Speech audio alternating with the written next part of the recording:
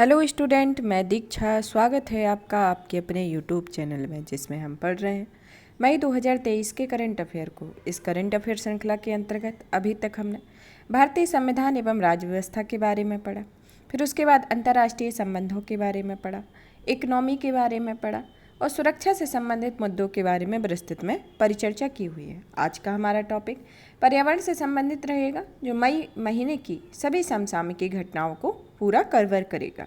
चलिए तो स्टार्ट करते हैं आज के हमारे पहले टॉपिक के साथ। हमारा पहला टॉपिक आता है भारतीय अर्थव्यवस्था का डीकार्बनाइजेशन के बारे में। तो भारतीय अर्थव्यवस्था के डीकार्बनाइजेशन के संदर्भ में पढ़ते हैं कि हाल ही में पेट्रोलियम एवं प्राकृतिक गैस मंत्रालय के निर्देशन में energy transaction advisory committee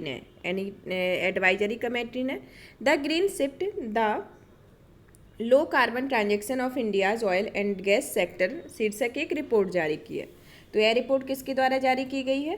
petroleum एवं प्राकृतिक गैस मंत्रालय के निर्देशन में एनर्जी ट्रांजैक्शन एडवाइजरी कमेटी ने the green shift the low carbon transaction of India's oil and gas sector नामक एक शीर्ष रिपोर्ट तैयार की है। इससे संबंधित तथ्यों में देखते हैं कि पहले नंबर पर आता है कि ईटीएसी का गठन देश में तेल एवं गैस के सार्वजनिक क्षेत्र उपक्रमों के लिए एनर्जी ट्रांजैक्शन की राह तैयार करने के लिए किया गया था। यह रिपोर्ट देश की कुल ऊर्जा क्षमता में हाइड्रोजन, जैव ईंधन, परमाणु, भूतापीय, ज्वारीय ऊर्जा जैसे स्वच्छ ऊर्जा समाधानों को अपनाए जाने पर केंद्रित है। यह एनर्जी ट्रांजैक्शन से संबंधित इस पहल से भारतीय अर्थव्यवस्था में डीकार्बनाइजेशन को बढ़ावा मिलेगा। इससे संधारणीय विकास भी संभव हो सकेगा। तो इस रिपोर्ट से संबंधित एक प्रमुख तथ्य है। अब देखते हैं कि डीकार्बनाइजेशन की आवश्यकता क्यों रही। इसके संदर्भ में देखते हैं। इसका पहला रीजन आता है ग्लोबल वार्मिंग के संदर्भ में। वर्तमान में ग्लोबल वार्मिंग से निपटने के लिए विश्व के सभी देश जिन नीतियों का पालन कर रहे हैं, उनके आधार पर ऐसी संभावना है कि इस सदी के अंत तक पृथ्वी का औसत तापमान पूर्व औद्योगिक स्तर की तुलना में 2.7 से 3.5 डिग्री सेल्सियस तक बढ़ जाएगा।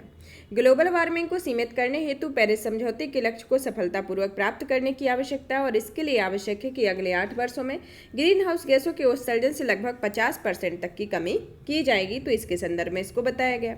अब आता है जलवायु परिवर्तन संबंधी जोखिम के संदर्भ में देखते हैं कि भारत 2019 में जलवायु परिवर्तन से प्रभावित होने वाले देशों में 7वें स्थान पर है।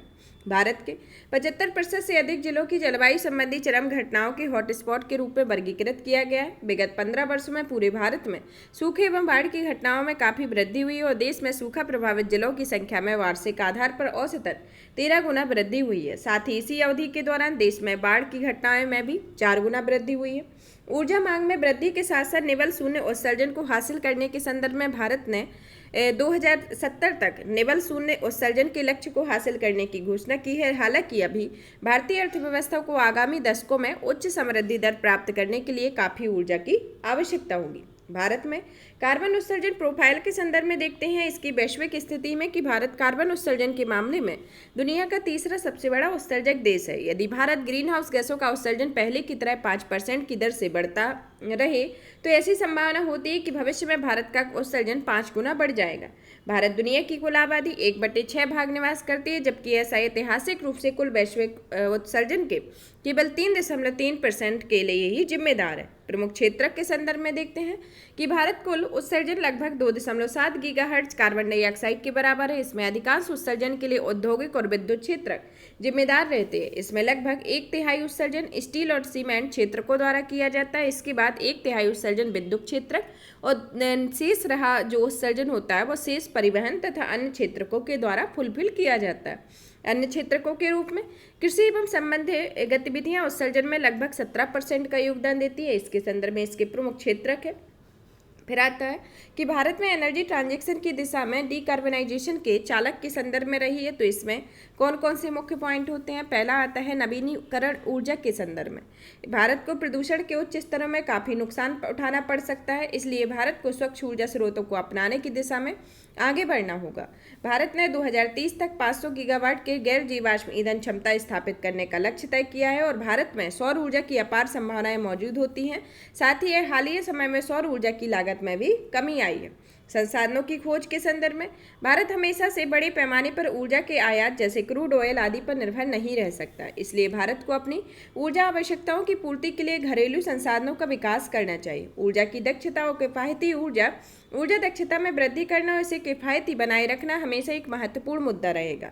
वर्तमान में देश को एक अपडेटेड राष्ट्रीय स्तर पर बिल्डिंग रेटिंग प्रणाली की आवश्यकता है, जिससे नवीनीकरण ऊर्जा का उपयोग शामिल है। इसके संदर्भ में अब आता है प्रौद्योगिकी और नवाचार के संदर्भ में देखते हैं कि भारत की प्रौद्योगिकी एवं संबंधित उपकरण हार्डवेयर की घरेलू क्षमता में वृद्धि ऐसा बेहतर रूप से तैयार की गई उत्पादन से संबद्ध प्रोत्साहन योजनाओं को संभव हुआ है। भारत को कोयले पर आधारित ऐसी प्रौद्योगिकियों का इस्तेमाल करना चाहिए जिनसे मध्यम अवधि के पर्यावरण को नुकसान ना पहुंचे। इंडस्ट्री ट्रांजेक्शन के संदर्भ में कि उद्योग क्षेत्र में ऊर्जा का काफ़ी इस्तेमाल होता है। अब यह क्षेत्र धीरे धीरे ऊर्जा की आवश्यकताओं के लिए विद्युत और प्राकृतिक गैस जैसे स्रोतों के उपयोग की ओर बढ़ रहा है। हालांकि ऐसे बदलाव को अपनाने में कठिनाई का सामना करने वाले इस्पात और सीमेंट जैसे कुछ क्षेत्रों में आज भी बड़ी मात्रा में कोयले का इस्तेमाल हो रहा है। इलेक्ट्रिक ट्रांसपोर्टेशन के संदर्भ में कि भारत सहित वैश्विक स्तर पर जीवाश्म ईंधन की खपत में कमी करना, मुख्यतः जीवाश्म ईंधन से चलने वाले वाहनों के बजाय इलेक्ट्रिक वाहनों को अपनाने की दिशा में प्रगति पर निर्भर करेगा। राष्ट्रीय कार्बन बाजार के संदर्भ में अल्पावधि में स्वैच्छिक कार्बन बाजारों तथा दीर्घावधि में बाध्यता आधारित कार्बन बाजारों का विस्तार एवं विकास आवश्यक होगा। स्वच्छ ईंधन को अपनाने हेतु आवश्यक वित्त पोषण में महत्वपूर्ण भूमिका निभा सकता है। वैकल्पिक ईंधन और अपशिष्ट से ईंधन आधारित अर्थव्यवस्था के संदर्भ में भारत में एथेनॉल मिश्रण कार्यक्रम के तहत 10% एथेनॉल मिश्रण हासिल करने का लक्ष्य 2022 तक हासिल कर लिया था। भारत ने 2025 तक 20% एथेनॉल मिश्रण और 2030 तक 5% बायोडीजल मिश्रण का लक्ष्य रखा है। ध्यातव्य है कि भारत ने पहले 2030 तक 20% एथेनॉल मिश्रण करने का लक्ष्य निर्धारित किया गया था। इसके संदर्भ में अब आता है कि भारत में इसके संदर्भ में 2030 में प्रतिबद्धताओं के संदर्भ में कि इसकी प्रगति और चालक के संदर्भ में देखते हैं कि 2030 के लिए पेरिस समझौते में भारत की प्रतिबद्धता के बारे में भी देखते हैं और 2030 के लिए निर्धारित प्रतिबद्धता की दिशा में भारत की प्रगति के संदर्भ में देखते हैं। तो सबसे पहले इसको देखते हैं कि 40% कुल बिजली उत्पादन क्षमता में नवीनीकरणीय ऊर्जा की हिस्सेदारी बढ़ाकर 40% करना और 2005 के स्तर की तुलना में 2030 के स्तर में सकल घरेलू उत्पाद का उत्सर्जन तीव्रता 33 से 35% की कटौती करता है तथा 2.5 से 3% जो 2030 तक GT/CO2e के मामले में 2.5 से 3% तक अतिरिक्त कार्बन सिंक का निर्माण करना है। फिर आता है इसके संदर्भ में कि 36% नवीनीकरणीय ऊर्जा की हिस्सेदारी प्राप्त की जा चुकी है तथा प्रति वर्ष 2% की कटौती की दर से उत्सर्जन तीव्रता के मामले में 21% की कटौती करने का लक्ष्य रखा गया है और 1.9 से 2.0 में अतिरिक्त कार्बन सिंक निर्माण करने में वर्तमान में यह दर निर्धारित की गई है।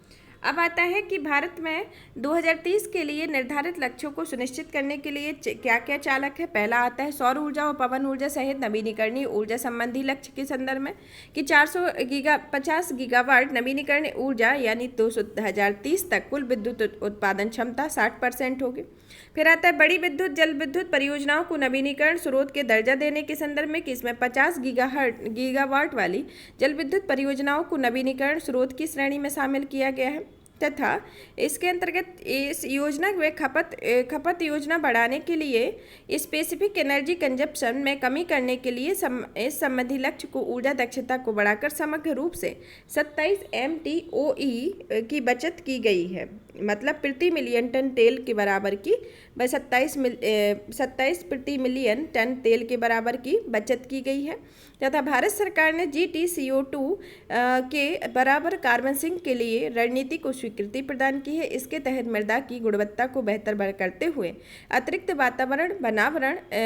वृक्षावरण को अधिक से अधिक कार्बन को स्टोर करने पर ध्यान दिया जाएगा। इसके संदर्भ में है। अब आता है कि COP26 के दौरान भारत द्वारा प्रस्तुत की गई 5 पहलों में जिसे पंचामृत रणनीति के नाम से जाना जाता है उसको जानते हैं कि 2030 तक अपनी ऊर्जा आवश्यकताओं को 50% नवीनीकरण ऊर्जा के माध्यम से पूरा करना है। फिर आता है 2030 तक 500 गीगावाट की गैर ऊर्जा क्षमता को प्राप्त करना और अब से लेकर 2030 तक कुल अनुमानित कार्बन उत्सर्जन में 1 अरब टन की कटौती करना है और 2030 तक भारतीय अर्थव्यवस्था की कार्बन तीव्रता को घटाकर 45% से कम करना है और 2070 तक निबल शून्य से या नेट जीरो के लक्ष्य को प्राप्त करना है। यह भारत के द्वारा COP26 में पंचामृत रणनीति को रखा गया था, उसके संदर्भ में। अब आता है कि भारत में प्रभावी विकार्बनीकरण के लिए आवश्यक सामाजिक और आर्थिक बदलाव के बारे में, कि कम कार्बन उत्सर्जन करने वाली परिसंपत्तियों में पूंजी के प्रभाव आवंटन तथा वित्त पोषण हेतु नए उपायों को बढ़ावा दिया जा रहा है। मांग में बदलाव और निकट भविष्य में वस्तु की लागत में वृद्धि को प्रतिबंधित करता है और सामाजिक आर्थिक प्रभाव का समाधान करने के लिए क्षतिपूर्ति तंत्र स्थापित करना, इसके संदर्भ में कुछ बदलाव देखे गए। अब देखते हैं पूंजी के आवंटन के संदर्भ में क्या इसमें बदलाव किया गया है। पूंजी के आवंटन के संदर्भ में देखते हैं जैसे जलवायु संबंधी वित्त में वृद्धि करने के संदर्भ में, कम उत्सर्जन करने वाली परिसंपत्तियों में निवेश हेतु आज की तुलना में $3.5 ट्रिलियन की वृद्धि करना है। नए वित्तीय साधन विकसित करने के संदर्भ में कि इसमें कम उत्सर्जन करने वाली परिसंपत्तियों को स्थापित करने के लिए स्पेशल पर्पज व्हीकल का गठन करना और दीर्घकालिक खरीद समझौते करना है। अधिक उत्सर्जन करने वाले जुर्माना लगाकर पर्यावरण अनुकूल गतिविधियों को फंडिंग करने के संदर्भ में कि इसमें उत्सर्जन में कटौती करने वाली परियोजनाओं में पूंजीगत व्यय को प्रोत्साहित करने वाली नीतियां बनाना, अप्रासंगिक संयंत्रों का बंद करने और उनका किसी बेहतर उद्देश्य के लिए उपयोग करने हेतु वित्त पोषित करना है। फिर आता है कि मांग में बदलाव के प्रबंधन के संदर्भ में, मांग में बदलाव के प्रबंधन के संदर्भ में आता है कि जलवायु संबंधी जोखिमों और अवसरों को लेकर पारदर्शिता सुनिश्चित करने के संदर्भ में, कि निवेश के मामले में जोखिम का पता लगाने के लिए क्लाइमेट स्ट्रेस टेस्ट करना तथा लागत में वृद्धि को प्रतिबंधित करने के उपायों की पहचान करने के संदर्भ में इसमें संपूर्ण मूल्य श्रृंखला में लागत में वृद्धि के प्रभाव को समान रूप से बांटना, कम उत्सर्जन करने वाली तकनीक को लागत प्रतिस्पर्धी बनाने के लिए प्रोत्साहन के संदर्भ में इसमें इकोनॉमी ऑफ स्केल को सुनिश्चित करने हेतु कम उत्सर्जन करने वाली तकनीक की मांग को बढ़ावा देना, इसके संदर्भ में। अब आता है क्षतिपूर्ति तंत्र के बारे में। आर्थिक विकास और विविधीकरण का समर्थन $100 मिलियन वाले जलवायु सहायक कोष की जल्द से जल्द स्थापना करना, कर्मचारियों को पुनः कौशल प्रदान करना और उनका पुनः तैनाती करना जिससे कम कार्बन उत्सर्जन वाली अर्थव्यवस्था के लिए कर्मचारियों को आवश्यक व उचित कौशल प्रदान करना, विस्थापित श्रमिकों के लिए संस्थागत परिवर्तन करना जिससे विस्थापित श्रमिकों की सहायता के तहत आय समर्थन संबंधी उपायों और सब्सिडी को शामिल करना इसके अंतर्गत आता है। अब आता है कि भारतीय अर्थव्यवस्था के डीकार्बनाइजेशन के आवश्यक संस्थागत व्यवस्था और परिवर्तन के बारे में। इसके संदर्भ में पहले नंबर देखते हैं कि संभावित संस्थागत व्यवस्थाओं के बारे में। मंत्रालय के स्तर पर देखते हैं कि ऊर्जा से संबंधित मंत्रालयों ने अपनी आपसी सहयोग से एक समर्पित प्रशासनिक व्यवस्था को स्थापित किया जा सकता है। इन मंत्रालयों में मुख्य रूप से ऊर्जा मंत्रालय, कोयला मंत्रालय सहित MPPNG नवीन और नवीनीकरण ऊर्जा मंत्रालय शामिल है। इस प्रक्रिया का समन्वय MNRE द्वारा किया जाता है। सटीक डेटा प्रदान करने के संदर्भ में इसमें ऊर्जा दक्षता ब्यूरो को एनर्जी ट्रांजैक्शन से संबंधित सभी डेटा की पुष्टि करने और उन्हें संग्रहित करने का काम सौंपा जा सकता है। मॉडलिंग एंड प्रोजेक्शन के संदर्भ में इसमें नीति आयोग मॉडलिंग संबंधी विशेषज्ञता प्रदान करना और भविष्य के लिए प्रोजेक्शन करना जारी रख सकता है। इससे योजना बनाने, निगरानी करने, पाठ्यक्रम संबंधी सुधार करने आदि में सहायता मिलेगी। Expert group on energy transaction के संदर्भ में इसके तहत एक विशेषज्ञ समूह का गठन किया गया है जिसमें अलग अलग क्षेत्रों के उद्योग प्रतिनिधि शामिल होंगे। यह समूह आवश्यक सहयोग और जानकारी प्रदान करेगा। इस अलग अलग क्षेत्रों में ऊर्जा की मांग और आपूर्ति दोनों से संबंधित क्षेत्र शामिल किए जा सकते हैं। अंतर्राष्ट्रीय संगठनों के साथ गठजोड़ और सहयोग के संदर्भ में इसमें डीकार्बनाइजेशन के मामले में विश्व स्तर पर होने वाली प्रगति एवं विकास क्रमों पर लगातार नजर रखनी चाहिए और इससे भारत के लिए आवश्यक उपायों को अपनाने में सहायता मिल सकती है इसके संदर्भ में। अब आता है कि डीकार्बनाइजेशन के लिए जलवायु वित्त के संदर्भ में, कि भारत में जलवायु वित्त की स्थिति के संदर्भ में देखते हैं कि किस तरीके से है। पहले नंबर पर तो घरेलू स्तर पे इसकी क्या भूमिका है उसको देखते हैं कि घरेलू स्तर पर जलवायु वित्त का 85% हिस्सा वाणिज्यिक बैंकों, सरकारी बजट, सार्वजनिक क्षेत्र के अनुदान जैसे घरेलू स्रोतों से प्राप्त होता है। विकसित देशों द्वारा विकासशील देशों के लिए वार्षिक रूप से $100 बिलियन का जलवायु वित्त प्रदान किए जाने की सार्वजनिक प्रतिबद्धता व्यक्त की गई है। इसके बावजूद भी जलवायु वित्त के लिए सीमित मात्रा में विदेशी पूंजी का अंतर्वाह हो रहा है। ऋण और अनुदान पर अत्यधिक निर्भरता के संदर्भ में कि इसमें कुल वित्त प्रवाह में 60% से अधिक वाणिज्यिक बैंकों और बहुराष्ट्रीय या बहुपक्षीय संगठनों को ऋण के रूप में था। सरकारी वित्त मुख्य रूप से अनुदानों के माध्यम से किए जाते थे।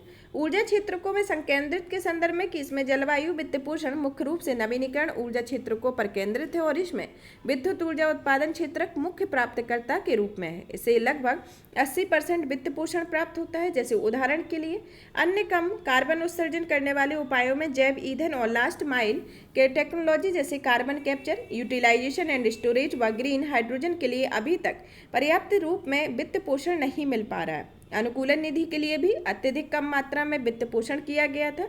यह कुल वित्त पोषण से 10% से भी कम था। भारत में हरित वित्त पोषण के समक्ष कुछ चुनौतियां मौजूद हैं, जिसको वास्तविक स्थिति में देखते हैं। पहला तो वास्तविक फर्स्ट, भारत को वार्षिक रूप से 9 गुना अतिरिक्त जलवायु वित्त की आवश्यकता होती है। वास्तविकता सेकंड के अंतर्गत आता है कि भारत में ऐसी प्रस्तावित परियोजनाओं का अभाव होता है जिनसे इनको लाभ मिल सके।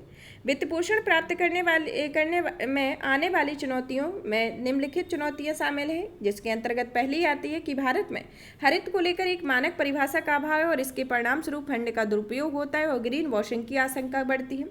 क्रेडिट रेटिंग जोखिम फ्रेमवर्क में जलवायु जोखिम से सीमित रूप से शामिल किए जाने के लिए परिणाम स्वरूप हरित निवेश में उच्च जोखिम की संभावना बनी होती है।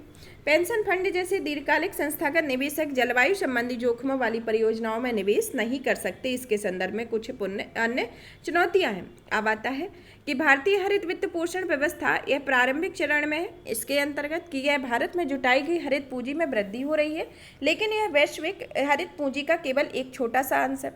2027 तक निवल शून्य का लक्ष्य हासिल करने में भारत के समक्ष पूंजी का व्यापक अभाव बना हुआ है। 2019 में जुटाई गई हरित पूंजी के संदर्भ में कि भारत $21 बिलियन अब तक का सर्वाधिक और विश्व में यह $1 ट्रिलियन है। अनुमानित धन की आवश्यकता के संदर्भ में इसमें $10 ट्रिलियन से अधिक है तथा अनुमानित कमी में देखते हैं कि यह $3.5 ट्रिलियन है। अब आता है कि भारत में जलवायु संबंधी वित्त जुटाने की अनुशंसाओं के बारे में, जिसमें जलवायु वित्त रणनीति के संदर्भ में देखते हैं कि नीतियों एवं विनियामक तंत्र के बारे में। नीतियां एवं विनियामक तंत्र के संदर्भ में देखते हैं कि कार्बन का मूल्य निर्धारण, कार्बन कर, कार्बन क्रेडिट बाजार प्रणाली, आंतरिक कार्बन मूल्य निर्धारण, ईंधन सब्सिडी में कटौती, कार्बन संबंधी सीमा कर समायोजन से संदर्भित होता है। राजकोषीय नीति के संदर्भ में देखते हैं तो यह राजकोषीय कर प्रोत्साहन होता है। बजट में हरित आवंटन होता है। एफडीआई और ईसीबी मानदंड होता है। क्षेत्रक आधारित नीतियां एवं प्रोत्साहन होता है। प्रत्यक्ष विदेशी निवेश एफडीआई, बाह्य वाणिज्यिक उधारी ईसीबी और राष्ट्रीय स्तर पर निर्धारित योगदान इसके संदर्भ में विनियामक और नीतियां तंत्र हैं। अब आता है कम कार्बन उत्सर्जन आधारित करने के विकास के लिए मजबूत और अंतर्राष्ट्रीय मानकों वाला फ्रेमवर्क के संदर्भ में। इसके संदर्भ में जैसे सबसे पहले तो हरित की स्पष्ट परिभाषा के संदर्भ में कि हरित वर्गीकरण एक अंतर्राष्ट्रीय मानकों के अनुरूप है। यह प्रकटीकरण और रिपोर्टिंग के संबंधी मानदंडों को पूरा करता है। जलवायु जोखिम फ्रेमवर्क के संदर्भ में जलवायु जोखिम संबंधी फ्रेमवर्क वित्तीय बाजार संबंधी विनियमों तथा निवेशकों के लिए दिशा निर्देश है। यह पेंशन पाने वालों और बीमाकर्ताओं के लिए जलवायु जोखिम संबंधी दिशा निर्देश देता है तथा हरित परिसंपत्ति संबंधी विनिमय होता है। निजी एवं बहुपक्षीय निवेश को बढ़ावा देने के संदर्भ में इसमें वित्त की स्पष्ट परिभाषा की गई है कि परियोजना के अनुसार वित्त ऋण गारंटी या फर्स्ट लॉस लेंडिंग, दीर्घकालिक पूंजी निवेश होना, व्यवहार्यता प्रदर्शित करने के लिए प्रत्यक्ष निवेश करना, प्राथमिकता प्राप्त क्षेत्र को ऋण देना, रणनीतिक भागीदारी होना, अनुसंधान एवं विकास के लिए वित्त पोषण होना, कम कार्बन उत्सर्जन आधारित और जलवायु अनुकूल वस्तुओं उत्पादों के लिए प्रोत्साहन होना और हरित सरकारी प्रतिभूतियां इसके अंतर्गत कुछ है निजी एवं बहुपक्षीय निवेश को बढ़ावा देने के संदर्भ में। अब आता है इसका नेक्स्ट वाला कि विकार्बनीकरण के लिए प्रौद्योगिकी को अपनाने के संदर्भ में ऐसा अनुमान लगाया जाता है कि मौजूदा प्रौद्योगिकियां वर्तमान कार्बन उत्सर्जन में लगभग 25% की कमी कर सकती हैं। साथ ही आरंभिक स्तर पर प्रौद्योगिकी को अपनाने में अतिरिक्त 40% उत्सर्जन में कमी आ सकती है। इसके बावजूद अभी भी वर्तमान वार्षिक उत्सर्जन का लगभग 35% शेष रह जाता है। अतः यदि हमें निवल शून्य को लक्ष्य प्राप्त करना है तो इससे शेष उत्सर्जन को कम करने के लिए नई प्रौद्योगिकियों को अपनाना अनिवार्य हो जाएगा। उत्सर्जन पर नजर रखने और उत्सर्जन का शमन करने के लिए बेहतर डिजिटल साधनों का प्रयोग आवश्यक है और इस संबंध में निम्नलिखित डिजिटल प्रौद्योगिकियों को अपनाने की आवश्यकता है, जैसे उत्सर्जन से संबंधित निर्णय समर्थन प्रणाली, एडवांस एनर्जी सिनेरियो मॉडलिंग आदि इसके संदर्भ में है। फिर आता है आपसी सहयोग और आधारित व्यवस्था को संभव बनाने के संदर्भ में यह अलग अलग उद्योगों या क्षेत्रों के बीच डेटा की साझेदारी पूरी व्यवस्था में उत्सर्जन को कम करने में संयुक्त पहलों को सक्षम करती है। यह उभरती हरित प्रौद्योगिकियों का विकास और प्रोत्साहन के संदर्भ में होती है कि हरित प्रौद्योगिकियों को विकसित करने के लिए उद्योगों को आंतरिक प्रक्रिया के रूप में नवाचार को प्राथमिकता देने के साथ साथ अपनाया जाना चाहिए और इस संदर्भ में हरित प्रौद्योगिकियों को विकसित करने के लिए निम्नलिखित फ्रेमवर्क को अपनाया गया है, जिसमें पहला आता है री इंजीनियरिंग, री इमेजिंग, रीबूट और इवेंट। इसके संदर्भ में इसके प्रमुख फ्रेमवर्क होते हैं। ऊर्जा दक्षता में सुधार के संदर्भ में रिफाइनरियों के लिए ऊर्जा संवर्धन कार्यक्रमों के तहत नई विचारधारा और आवश्यक बदलाव के साथ री इंजीनियरिंग के द्वारा बेहतर उपायों को तलाशना चाहिए। ज्ञान साझाकरण व संयुक्त जवाबदेही के लिए समन्वय आधारित फ्रेमवर्क का बनाना, संस्थाओं द्वारा किए जा रहे प्रयासों को सामूहिक लाभों को सुनिश्चित करना चाहिए। इसके लिए संबंधित क्षेत्रक आधारित निकायों की स्थापना की जा सकती है। निवेशकों के हितों के लिए सार्वजनिक क्षेत्र से समर्थन के संदर्भ में इसमें निवेशकों को जोखिम को कम करने के लिए सहनिवेश और मैचिंग मैकेनिज्म के माध्यम से सार्वजनिक वित्त पोषण की वृद्धि की जाती है। सार्वजनिक क्षेत्र को वर्तमान में उत्सर्जन में कमी करने वाली प्रौद्योगिकियों से जुड़े निवेश जोखिमों को बढ़े हुए स्तर पर वहन करना होगा।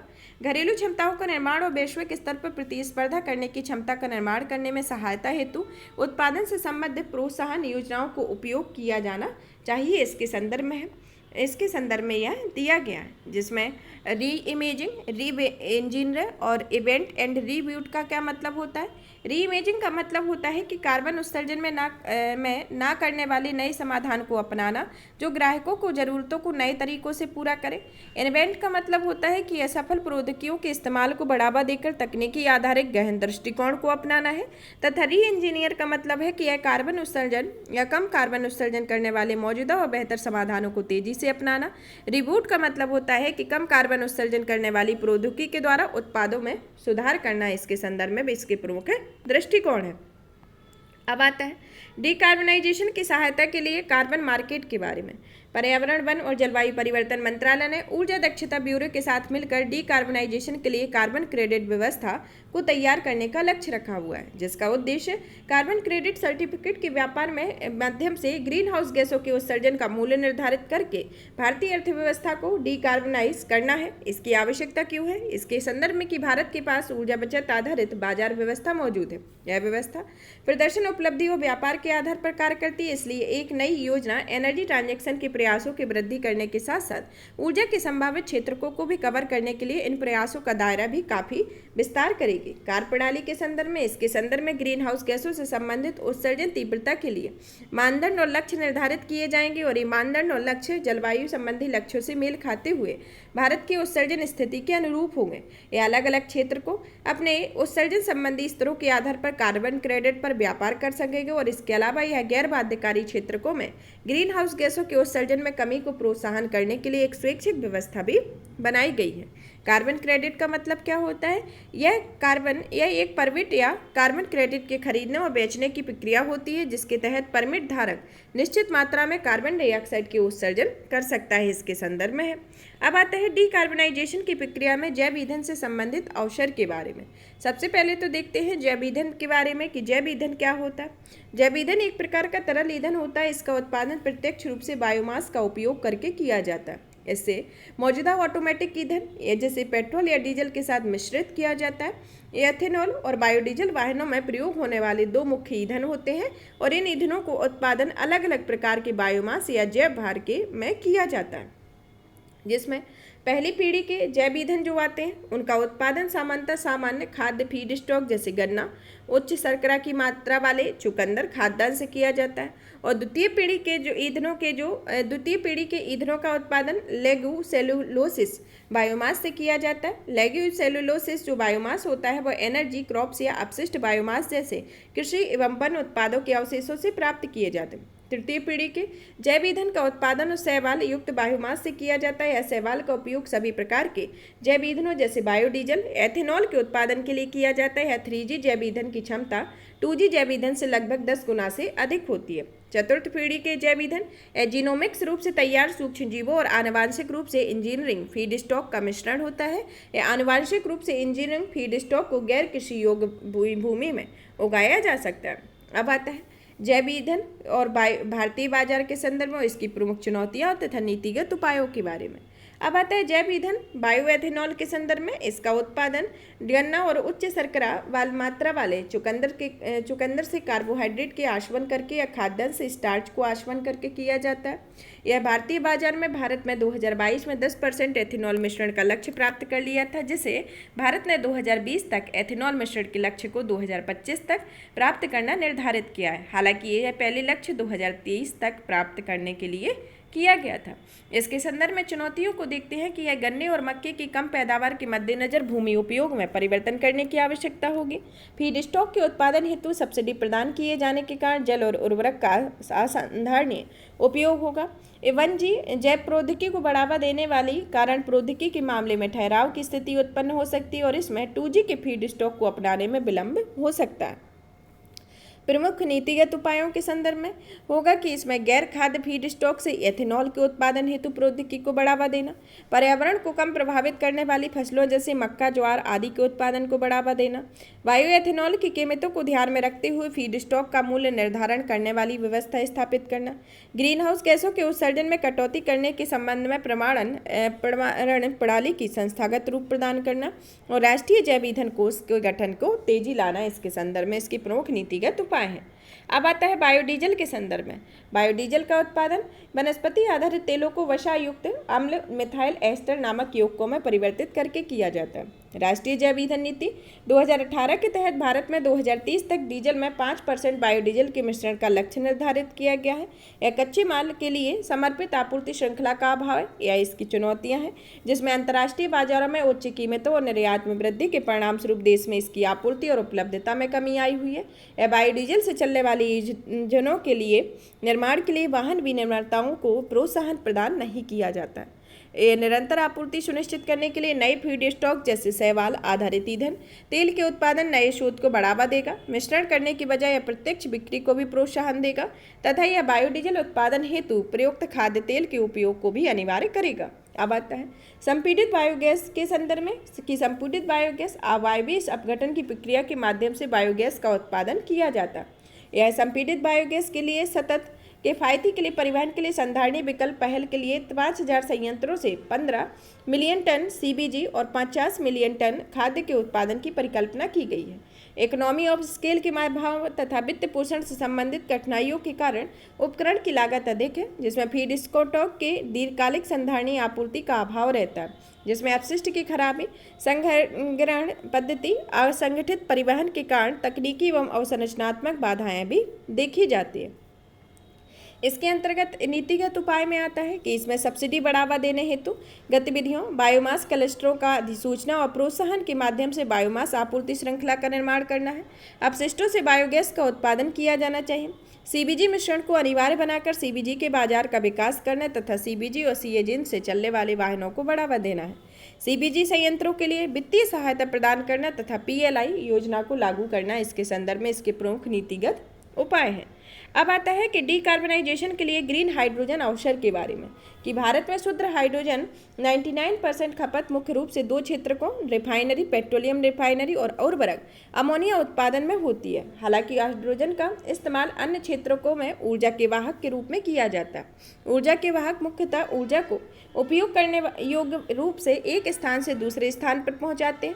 यह अलग अलग स्रोतों से उत्पादित हाइड्रोजन में अंतर दर्शाने के लिए अलग अलग रंग के कोड को भी निर्धारित किए गए हैं, जिसमें हाइड्रोजन के जो कलर स्पेक्ट्रम है, जिसमें जल के लिए इलेक्ट्रोलिसिस है, इसमें ग्रीन कलर होगा तथा इसमें प्राकृतिक गैस के लिए कौन सा कलर है, इसके लिए ब्लू, ग्रे और फिरोजा है। ब्लू के अंतर्गत होगा स्टीम रिफॉर्मेशन, जिसे कार्बन कैप्चर एंड स्टोर होगा। ग्रे के अंतर्गत स्टीम रिफॉर्मेशन होगा। फिरोजा के अंतर्गत पायरोलिसिस होगा, यह फिरोजा के अंतर्गत होता है। अब आता है ब्राउन कोल के अंतर्गत, इसमें गैसिफिकेशन होगा जिसमें ब्राउन होगा। गैसिफिकेशन जो ब्लैक कोल में होगा वह ब्लैक होगा तथा न्यूक्लियर में इलेक्ट्रोलिसिस होगा जो पिंक के संदर्भ में होगा। इसमें धरातल के नीचे प्राकृतिक रूप से यह उपलब्ध रहेगा जिसमें वह वाइट के संदर्भ में होगा। अब आता है कि ग्रीन हाइड्रोजन मार्केट को बढ़ाने के समक्ष चुनौतियां कौन कौन सी पैदा होगी। ये जिसमें पहली चुनौती स्टार्ट होगी उच्च लागत की, जिसमें अभी भी ग्रीन हाइड्रोजन के उत्पादन, परिवहन, रूपांतरण, भंडारण आदि की लागत अधिक बनी हुई है। उपलब्ध प्रौद्योगिकी का निम्न स्तर के संदर्भ में इसमें हाइड्रोजन वैल्यू चेन के माध्यम से डीकार्बनाइजेशन के लिए आवश्यक तकनीकों को और अधिक बेहतर तथा किफायती बनाने की आवश्यकता है। दक्षता संबंधी मुद्दे के संदर्भ में इसमें हाइड्रोजन के उत्पादन और रूपांतरण के दौरान वैल्यू चेन के प्रत्येक चरण में ऊर्जा की अत्यधिक क्षति होती है। नवीनीकरण विद्युत की उपलब्धता के संदर्भ में इसमें समय के साथ साथ जैसे एंड सेक्टर, परिवहन, औद्योगिक, वाणिज्यिक और आवासीय क्षेत्र नवीनीकरण ऊर्जा पर निर्भर हो जाएंगे। वैसे वैसे नवीनीकरण विद्युत की अपर्याप्त उपलब्धता हरित हाइड्रोजन के उत्पादन में एक बाधा बनेगी। नीति या विनिमय संबंधित अनिश्चितता के संदर्भ में हाइड्रोजन का व्यापक पैमाने पर निर्माण और उपयोग करने की दिशा में सहायता प्रदान करने के लिए स्थिर दीर्घकालिक नीति का फ्रेमवर्क की आवश्यकता है। मानक और प्रमाण के संदर्भ में देखते हैं कि हाइड्रोजन के किसी भी शेड या रंग के उत्पादन में उसकी खपत का पता लगाना और उसकी विशेषताओं की पहचान करने के लिए देशों में संस्थागत प्रणाली का अभाव होता है। इसके संदर्भ में अब आता है प्रमुख नीतिगत हस्तक्षेप के लिए कुछ आवश्यकताएं होती हैं, जिसके अंतर्गत पहली आवश्यकता आती है कि कम लागत पर नवीनीकरण विद्युत की उपलब्धता को सुगम बनाया जा सके। दूसरा आता है प्राकृतिक गैस के साथ मिश्रित हाइड्रोजन को मौजूदा प्राकृतिक गैस अवसंरचना में उपयोग करने की अनुमति दी जानी चाहिए। तीसरा आता है ग्रीन हाउस गैसों के उत्सर्जन का मूल्य निर्धारण करने के लिए उचित व्यवस्था विकसित करना आवश्यक है। इससे अर्थव्यवस्था में डीकार्बनाइजेशन को बढ़ावा मिलेगा। साथ ही ग्रीन हाइड्रोजन और अमोनिया वैल्यू चेन में शामिल करके अलग अलग घटकों के उत्पादन से संबद्ध प्रोत्साहन योजनाओं को शुरू किया जा सकता है। विद्युत अपघटकों के लिए ग्रिड शुल्कों, करों और लेवी के संबंध में आंशिक छूट दी जानी चाहिए। इसके संदर्भ में इसके प्रमुख नीतिगत हस्तक्षेप है। अब आता है गैस आधारित अर्थव्यवस्था के बारे में, गैस बेस्ड इकोनॉमी के बारे में। वित्त वर्ष 2022-23 में भारत में प्राकृतिक गैस की खपत में एक साल पहले तुलना 6% की गिरावट दर्ज की गई थी। इस गिरावट के साथ ही यह भारत को गैस आधारित अर्थव्यवस्था बनाने के विजन के समक्ष चुनौती पेश कर रही है। गैस आधारित अर्थव्यवस्था के बारे में यह क्या होती है? यह भारत को गैस आधारित अर्थव्यवस्था बनाने का आशय भारत के ऊर्जा स्रोतों में प्राकृतिक गैस के उपयोग को अधिकतम करना है। भारत के लक्ष्य को 2030 तक कुल ऊर्जा स्रोतों में प्राकृतिक गैस की हिस्सेदारी को मौजूदा 6% से बढ़ाकर 15% करना है। अब आता है गैस आधारित अर्थव्यवस्था की इम्पोर्टेंस के बारे में। इसका इम्पोर्टेंस किस किस क्षेत्र में है? पहला तो आता है स्वच्छ ऊर्जा स्रोत के संदर्भ में। हालांकि प्राकृतिक गैस भी जैव ईंधन ही है, लेकिन प्रति यूनिट ऊर्जा उत्पादन के लिए कोयले की तुलना में लगभग 40% कम और तेल की तुलना में 20% से कम कार्बन डाइऑक्साइड उत्सर्जित करती है। इससे तुलनात्मक रूप से निम्नलिखित मुख्य वायु प्रदूषकों को कम उत्सर्जन होता है, जिसमें कणकीय पदार्थ 2.5 होता है, सल्फर के ऑक्साइड में SO2 होता है और नाइट्रोजन के ऑक्साइड में के संदर्भ में होता है। ऊर्जा दक्षता के संदर्भ में यह कोयले से चलने वाली ताप विद्युत संयंत्रों की तुलना में प्राकृतिक गैस से चलने वाले विद्युत संयंत्रों की ऊर्जा दक्षता अधिक होती है। प्राकृतिक गैस का उत्पादन तेल या कोयले जैसे अन्य जीवाश्म ईंधनों की तुलना में भी बहुत कम खर्चीला होता है। अब आता है प्राकृतिक गैस के बारे में। प्राकृतिक गैस के संदर्भ में देखते हैं इसके प्रकार के बारे में। प्राकृतिक गैस क्या है? भारत में इसके प्राकृतिक गैस के टर्मिनल की देखते हैं और प्राकृतिक गैस के स्रोतों के संदर्भ में देखते हैं। अब आता है प्राकृतिक गैस के बारे में कि प्राकृतिक गैस आखिर होती क्या है। प्राकृतिक gas methane, ethane, propane, butane, pentane सहित हल्के हाइड्रोकार्बन का गंधहीन या गैसीय मिश्रण होता है, जो प्राकृतिक गैस में पाए जाने वाले अन्य यौगिकों में CO2, हीलियम, हाइड्रोजन सल्फाइड और नाइट्रोजन शामिल होते हैं। यह ना तो संक्षारक होते हैं, ना ही विषाक्त होते हैं। इनका प्रज्वलन ताप उच्च होता है और इसकी ज्वलनशीलता रेंज भी संकीर्ण होती है। प्राकृतिक गैस के प्रकार में पहला आता है परंपरागत प्राकृतिक गैस। यह चट्टानों की परतों के बीच बड़ी दरारों और सक्रिय जगहों पर पाए जाते हैं। गैर परंपरागत प्राकृतिक गैस में यह सेल, बलुआ पत्थर और अन्य प्रकार की तलछट चट्टानों की कुछ संरचनाओं के भीतर छोटे छिद्रों में पाई जाती है। इसे सेल गैस कहते हैं। एसोसिएटेड नेचुरल गैस के संदर्भ में यह कच्चे तेल के भंडार के साथ पाई जाती है। कोलवेड मीथेन या कोयले के निक्षेप में पाई जाती है। इसके मुख्य प्रकार होते हैं। अब आता है भारत में LNG टर्मिनल के बारे में और उनकी कंपनी के संदर्भ में। LNG टर्मिनल दाहेज गुजरात में है, हजीरा गुजरात में, दाभोई महाराष्ट्र में। कंपनी है इसकी Petronet LNG, SAIL energy India और रत्नागिरी गैस पावर इसके संदर्भ में। निर्माणाधीन LNG टर्मिनल में है, जिसमें धामरा उड़ीसा में है, जो इंडियन ऑयल कॉरपोरेशन के अंतर्गत कंपनी है। जयगढ़ महाराष्ट्र में है, जो H energy gateway. Jafrabad Gujarat में, जो श्वान एनर्जी इसके अंतर्गत कुछ निर्माणाधीन LNG टर्मिनल है। भारत में LNG आयात के स्रोत के संदर्भ में 2021 में देखते हैं, जिसमें सर्वाधिक 42% कतर से हुआ है।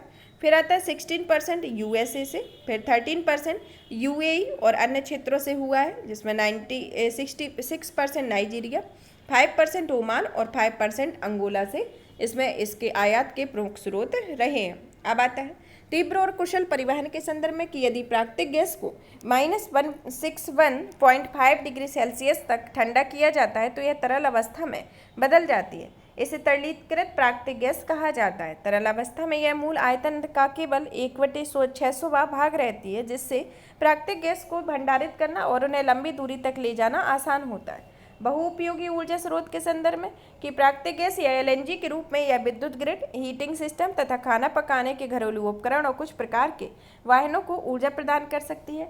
नवीनीकरण ऊर्जा के लिए बैकअप स्रोत के संदर्भ में या सौर ऊर्जा, पवन ऊर्जा स्रोतों से ऊर्जा की लगातार आपूर्ति कभी कभी बाधित हो जाती है, तो इसके चलते पावर ग्रिड में ऊर्जा की लगातार आपूर्ति को बनाए रखना मुश्किल होता है। ऐसी स्थिति में प्राकृतिक गैस से चलने वाले जनरेटर ऊर्जा का आदर्श बैकअप हो सकते हैं, क्योंकि ये स्वच्छ ऊर्जा आधारित विद्युत प्रदान करते हैं और इन्हें कम समय में चालू किया जाता है। निरंतर विद्युत आपूर्ति के लक्ष्य को प्राप्त करने में सहायक के संदर्भ में कि सरकार ने 24/7 निरंतर विद्युत आपूर्ति सुनिश्चित करने का लक्ष्य रखा हुआ है। इसे प्राप्त करने के लिए गैस आधारित ऊर्जा महत्वपूर्ण भूमिका निभा सकती है। शहरी क्षेत्रों में पाइप्ड नेचुरल गैस व्यावसायिक और आवासीय दोनों प्रकार के परिश्रमों में खाना पकाने, घरों को गर्म या ठंडा बनाए रखने संबंधी जरूरतों को प्रभावी ढंग से पूरा कर सकती है। गैस आधारित अर्थव्यवस्था में से जुड़ी चुनौतियों के संदर्भ में पहली चुनौती आती है कि अनुमान संबंधी अस्थिरता का होना।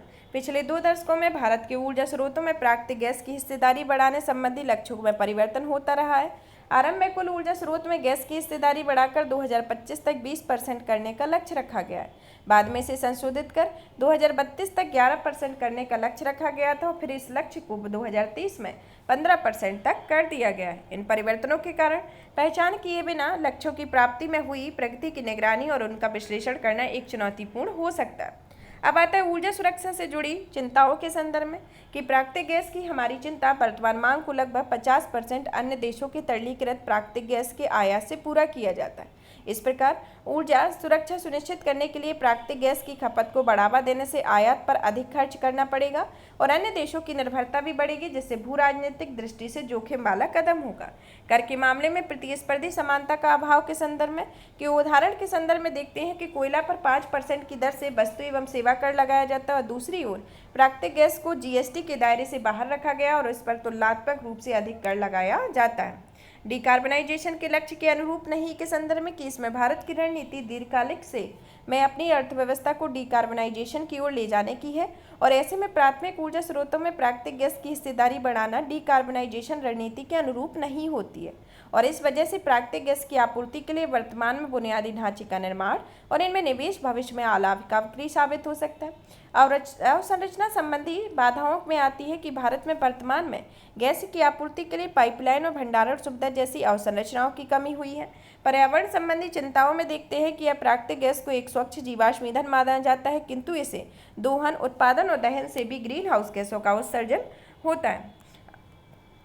अब आता है कि भारत में गैस आधारित अर्थव्यवस्था की दिशा में क्या पहले स्टार्ट की गई है, जिसमें पहली पहल आती है संशोधित घरेलू प्राकृतिक गैस मूल्य निर्धारण दिशा निर्देश के बारे में। किरीट पारेख की अध्यक्षता वाली समिति की सिफारिश के आधार पर सरकार ने संशोधित घरेलू प्राकृतिक गैस मूल्य निर्धारण दिशा निर्देश को मंजूरी दी है। इस दिशा निर्देशों में निम्नलिखित प्रावधान है। पहला आता है कि प्रशंसित मूल्य तंत्र आधारित गैस की कीमत के निर्धारण के लिए आयातित कच्चे तेल की कीमतों में बेंचमार्क बनाया गया है। गौरतलब है कि पहले 4 अंतर्राष्ट्रीय गैस ट्रेडिंग हब के आधार पर प्राकृतिक गैस की घरेलू कीमतें तय की जाती हैं। अब गैस की कीमतों की वर्ष में 2 बार की बजाय मासिक आधार पर समीक्षा की जाएगी। हाइड्रोकार्बन अन्वेषण और लाइसेंसिंग नीति के संदर्भ में इसका उद्देश्य निम्नलिखित पहलों के माध्यम से घरेलू गैस के उत्पादन को बढ़ावा देना है, जिसमें मौजूदा गैस क्षेत्रों में गैसों के निकालने के लिए कार्य में तेजी करना, मार्जिनल गैस फील्ड या छोटे गैस फील्ड का विकास करना, डीप वाटर या अल्ट्रा डीप वाटर वाले गैस फील्ड या छोटे गैस फील्ड के उत्पादित गैसों को बेचने की स्वतंत्रता देना है। अब आता है इंडिया गैस एक्सचेंज की शुरुआत के संदर्भ में कि भारत के पास अब अपना स्वयं का गैस एक्सचेंज है, जो गैस की प्रतिस्पर्धी स्वदेशी बेंचमार्क कीमत निर्धारित करने के लिए एक राष्ट्रव्यापी शौचालय ट्रेडिंग प्लेटफॉर्म के रूप में कार्य कर रहा है। प्राकृतिक गैस पाइपलाइन के लिए एकीकृत टैरिफ के संदर्भ में किया पेट्रोलियम और प्राकृतिक गैस विनियामक बोर्ड ने PNGRB प्राकृतिक गैस पाइपलाइन टैरिफ का निर्धारण विनियमों के संशोधन किया और यह संशोधन प्राकृतिक गैस पाइपलाइन के लिए एक एकीकृत टैरिफ से संदर्भ विनियमों को शामिल करने के लिए किया जाता है। यह one nation one grid one tariff की महत्वपूर्ण लक्ष्य की दिशा में एक प्रयास है। आवश्यक गैस अवसंरचना का निर्माण के संदर्भ में इसके अंतर्गत एलएनजी टर्मिनल जैसे गुजरात के दहेज और हजीरा, महाराष्ट्र के दाभोल, केरल में कोच्चि, राष्ट्रीय गैस ग्रिड और सिटी गैस वितरण नेटवर्क का निर्माण किया जा रहा है। और इसके अलावा पूर्वी और पूर्वोत्तर भागों को प्रधानमंत्री ऊर्जा गंगा परियोजना और उत्तर पूर्वी गैस ग्रिड परियोजना विकसित करके गैस ग्रिड से जोड़ा गया हुआ है। इसके संदर्भ में इसकी आगे की राय में देखते हैं कि क्रीट पारेख समिति की अन्य सिफारिशों को लागू करने पर विचार की जरूरत है कि समिति के अन्य सिफारिशों में लीकेज फील्ड से प्राप्त प्राकृतिक गैस के लिए पूरी तरह से स्वतंत्र और बाजार निर्धारित मूल्य को लागू करना, प्राकृतिक गैस को जीएसटी व्यवस्था के अधीन लाना शामिल है। प्राकृतिक गैस की मांग को बढ़ाने के लिए उपाय के संदर्भ में यह बिजली उत्पादन, उद्योग, परिवहन और आवासीय जैसे क्षेत्रों में प्राकृतिक गैस उपयोग को बढ़ावा दिया जाना चाहिए। इस दिशा में कर लाभ, सब्सिडी जैसे नीतिगत प्रोत्साहन और लक्षित योजनाओं की घोषणा जैसे उपाय करना शामिल होता है। मौजूदा गैस परिसंपत्तियों में उपयोग में वृद्धि के संदर्भ में यह केंद्र, राज्य और निजी क्षेत्रों की गैस आधारित संयंत्रों के उपयोग को बढ़ावा देने के लिए सहयोग करना चाहिए। ऊर्जा पर संसद की स्थायी समिति की रिपोर्ट में 14.3 गीगावाट की क्षमता वाले गैस आधारित संयंत्रों की पहचान की गई है जिनका उपयोग नहीं किया जा रहा है। इसमें 650 बिलियन रुपए से अधिक का निवेश किया गया है, जिसमें अधिकांश राशि बैंकों द्वारा उधार दी गई है। आयात स्रोतों में विविधता लाने के संदर्भ में कि भारत में मौजूदा द्विपक्षीय ऊर्जा साझेदारी को मजबूत करते हुए प्राकृतिक गैस के आयात स्रोतों में विविधता लाने का प्रयास किया गया है। घरेलू उत्पादन में वृद्धि के संदर्भ में इसमें आयात पर निर्भरता को कम करने के लिए देश में ही गैस की खोज, उत्पादन को बढ़ावा देना और प्रोत्साहन करना शामिल है। अनुसंधान और विकास के संदर्भ में यह प्राकृतिक गैस के दोहन, उत्पादन और उपयोग से संबंधित एडवांस टेक्नोलॉजी का विकास करने के लिए अनुसंधान और विकास में निवेश करने की आवश्यकता है। एक राष्ट्र एक गैस ग्रिड के संदर्भ में यह प्राकृतिक गैस आधारित ऊर्जा का उत्पादन और वितरण पूरे देश में एक ही गैस वितरण प्रणाली के माध्यम से किया जाता है। इसमें मांग और आपूर्ति को संतुलित बनाए रखने में मदद मिलेगी। इसके संदर्भ में यह प्रमुख प्रावधान हो सकते हैं, सुझाव होंगे जो आगे के लिए इस प्रक्रिया को और बेहतर तरीके से सुविकसित किया जा सकता है। अब आता है कि मध्य एशियाई उड़ान मार्ग के बारे में। मध्य एशियाई उड़ान मार्ग यह प्रवासी पक्षियों और मध्य एशियाई उड़ान मार्ग में पड़ने वाले उनके आवासों के संरक्षण के प्रयासों को मजबूत करने के लिए इनकी रेंज में आने वाले देशों की बैठक आयोजित की गई। इस बैठक का आयोजन पर्यावरण, वन और जलवायु परिवर्तन मंत्रालय ने एक संयुक्त राष्ट्र पर्यावरण कार्यक्रम के सहयोग के द्वारा किया हुआ था। CAF उन 9 उड़ान मार्गों में से एक है जिनकी पहचान प्रवासी प्रजातियों पर अभिसमय के तहत की गई है और इसे बॉन कन्वेंशन भी कहा जाता है। इसके संदर्भ में यह उड़ान मार्ग दिखाए गए हैं जिसमें ये जो रेड कलर से हैं वह पूर्वी एशिया, ऑस्ट्रेलिया, न्यूजीलैंड या उनके पड़ोसी द्वीप का उड़ान मार्ग है। और ये जो इस कलर का है, ग्रीन कलर का, यह अटलांटिक अमेरिकी महाद्वीप का उड़ान मार्ग है। जो येलोइश कलर का है जो पैसिफिक अमेरिकी महाद्वीप उड़ान मार्ग है। ब्लू कलर का जो है वह वेस्ट पैसिफिक उड़ान मार्ग है। इसमें अलग अलग तरीके से इसको डिवाइड करके दिखाया गया है जिसमें काला सागर या भूमध्य सागर का उड़ान मार्ग और मिसिसिपी अमेरिकी महाद्वीप उड़ान मार्ग को अलग अलग दिखाया गया है। उड़ान मार्ग पक्षियों के समूह द्वारा अपने प्राकृतिक चक्र के दौरान उपयोग किए जाने वाले क्षेत्र होते हैं। इन क्षेत्रों के अंतर्गत प्रजनन क्षेत्र, विश्वास क्षेत्र और शीतकालीन ठहराव क्षेत्र इसके अंतर्गत शामिल होता है। CAF में 30 देशों में जल पक्षियों के कई महत्वपूर्ण प्रवास शामिल होते हैं जिसमें अधिकतर रूस के साइबेरिया में अपने सबसे उत्तरी प्रजनन क्षेत्र को पश्चिम तथा दक्षिण एशिया, मालदीव और ब्रिटिश हिंद महासागर क्षेत्र में सबसे दक्षिणी गैर प्रजनन क्षेत्र से जोड़ते हैं। भारत इस प्रवासी पक्षी मार्ग का उपयोग करने वाले पक्षियों की 90% से अधिक प्रजातियों का महत्व विश्राम स्थल है और उल्लेखनीय है कि भारत में प्रवासी पक्षियों और उनके पर्यावास के संरक्षण के लिए राष्ट्रीय कार्य योजना 2018 से 2023 के लिए बनाई गई है।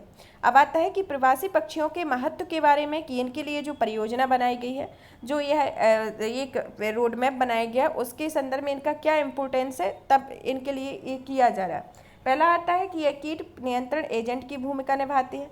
यह बीजों को एक जगह से दूसरे जगह तक फैलाने में योगदान देते हैं, प्रजातियों की विविधता में वृद्धि करते हैं, ये इको टूरिज्म को बढ़ावा देकर स्थानीय समुदायों के लिए आय का स्रोत उपलब्ध कराते हैं तथा पर्यावरण की चिंताजनक स्थिति को मजबूत संकेतक के साथ ही रूप में यह कार्य करते हैं। अब आता है चीता परियोजना के बारे में। चीता परियोजना राष्ट्रीय बाघ संरक्षण प्राधिकरण ने चीता परियोजना की निगरानी करने के लिए चीता परियोजना संचालक समिति का गठन किया हुआ है।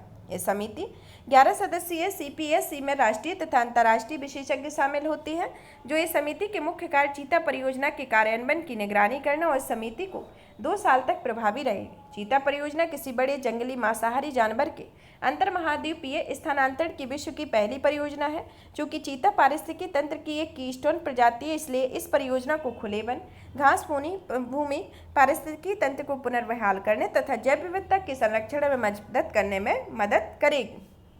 हाल ही में मध्य प्रदेश के कुल्लू नेशनल पार्क में नामीबिया से लाए गए चीतों से पैदा हुए शावकों की मौत हो गई थी और इस घटना के कारण CPSC का गठन किया गया। अब आता है प्रोजेक्ट चीता की संधारणीयता के सामने क्या चुनौतियां हो रही हैं।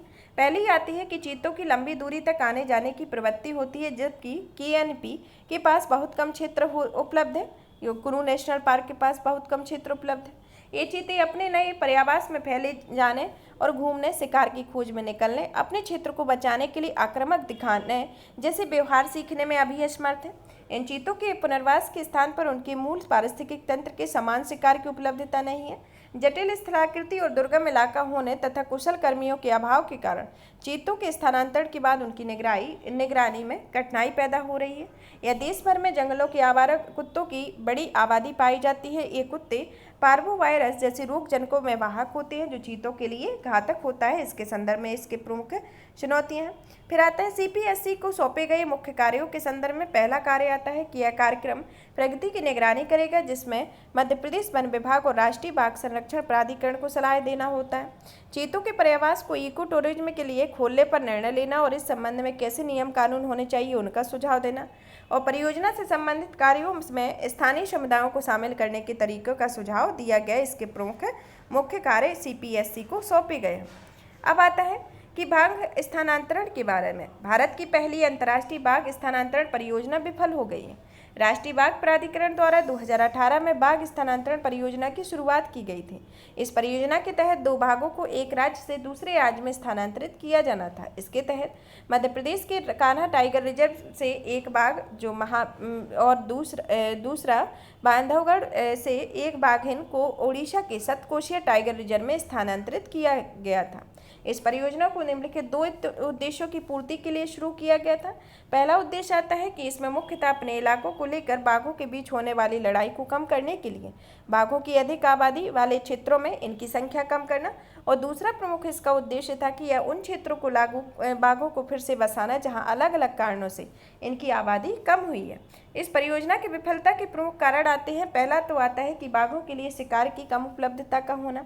दूसरा आता है कि कर्मचारियों में आवश्यक प्रशिक्षण और क्षमता निर्माण की कमी होना। तीसरा आता है बाघों के लिए पर्याप्त सुरक्षा का अभाव होना। चौथा आता है प्रोजेक्ट टाइगर के तहत प्रदान की गई धनराशि का अन्य उद्देश्यों के प्रति दुरुपयोग करना। और पांचवा आता है बाघ और मानव के बीच संघर्ष आदि इसके विफलता के प्रमुख कारण हैं। अब आता है सतकोशिया टाइगर रिजर्व के बारे में। सतकोशिया टाइगर रिजर्व में 2 वन्यजीव संभाग या महानदी और सतकोशिया शामिल होती हैं। सिमलीपाल के बाद सतकोशिया उड़ीसा का दूसरा सबसे बड़ा टाइगर रिजर्व है। वर्तमान में सतकोशिया में कोई भी बिग कैट्स मौजूद नहीं है। कान्हा राष्ट्रीय उद्यान के बारे में। कान्हा राष्ट्रीय उद्यान मध्य प्रदेश की सतपुड़ा पहाड़ी की मैकल श्रेणी में स्थित है। इस उद्यान को 1879 में आरक्षित वन घोषित किया गया था और 1933 में इसे वन्य जीव अभ्यारण्य घोषित किया गया था और 1955 में इसे राष्ट्रीय उद्यान का दर्जा दिया गया।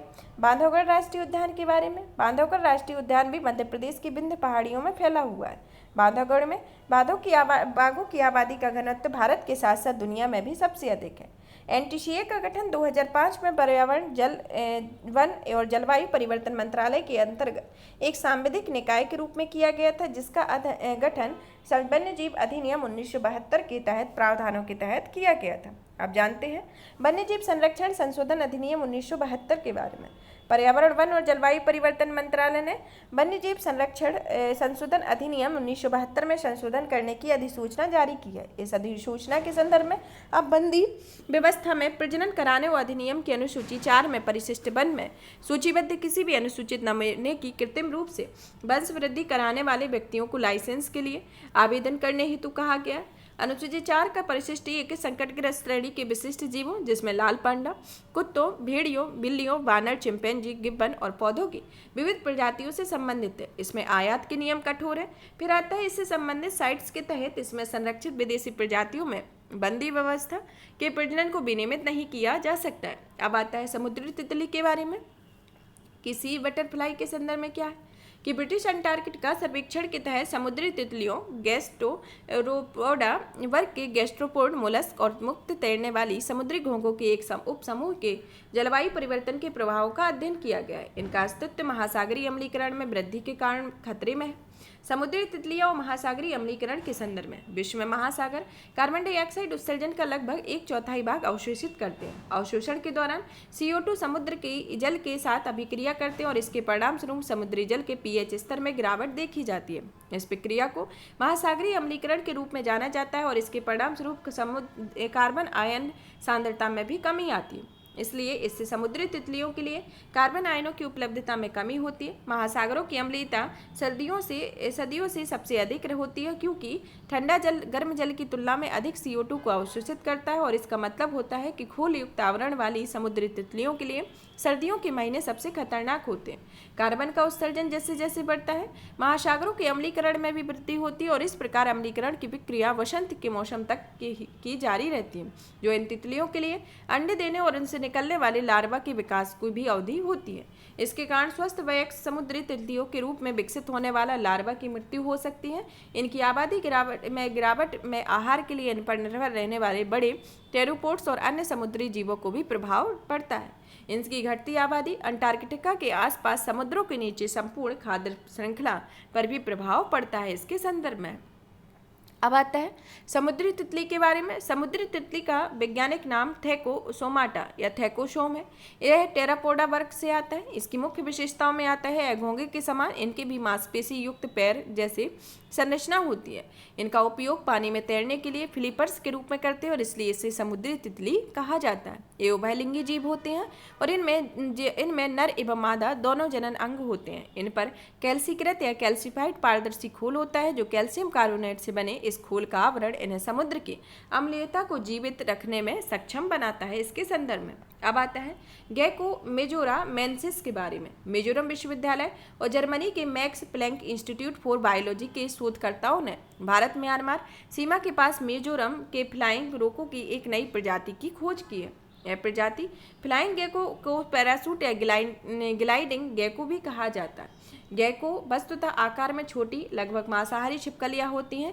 ये दुनिया भर में गर्म जलवायु वाले क्षेत्रों में पाई जाती हैं। फ्लाइंग गेको की 13 प्रजातियां होती हैं और इनमें से केवल एक प्रजाति पाइचोजून लाइनोटम मिजोरम में पाई जाती है और इसका नाम मिजोरम राज्य के नाम पर गेको मेजोरमेंसिस रखा गया है। इनकी विशेषताओं में देखते हैं कि यह 20 सेंटीमीटर की लंबाई होती है तथा यह एक कार्बनियन तथा निशाचर जीव होते हैं जो पेड़ों पर रहते हैं और एक पेड़ से दूसरे पेड़ पर पहुंच सकते हैं।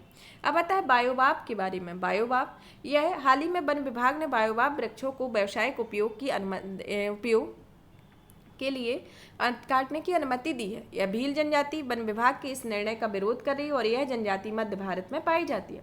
बाओबाब एडेंसोनिया वंश से संबंधित है। अफ्रीका की मुख्य भूमि मेडागास्कर और ऑस्ट्रेलिया की एक स्थानिक प्रजाति है। इसमें बैरल के आकार के असामान्य तने होते हैं। ये वृक्ष अपनी असाधारण दीर्घायु और एथनोबोटेनिकल महत्व के लिए जाने जाते हैं। ये वृक्ष 2000 साल तक जीवित रहते हैं। एथनोबोटेनिकल के तहत इस बात का अध्ययन किया जाता है कि किसी विशेष संस्कृति और क्षेत्र के लोग स्वदेशी और पौधों का उपयोग कैसे करते हैं। इस वृक्ष पर लटकते हुए विशेष फूलों का परागण चमगादड़ और बुश बेबी द्वारा किया जाता है। इसे IUCN की इंडेंजर्ड लिस्ट में रखा गया है। यह मध्य प्रदेश सरकार ने इस वृक्ष के लिए भौगोलिक संकेतक हेतु आवेदन किया हुआ है। अब आता है वैश्विक वित्तीय नवाचार नेटवर्क के बारे में। वैश्विक वित्तीय नवाचार नेटवर्क के संदर्भ में सबसे पहले जानते हैं कि यह क्या है। इसे वित्तीय विनियामक और संबंधित संगठनों के एक अंतर्राष्ट्रीय समूह ने 2019 में औपचारिक रूप से गठित किया था।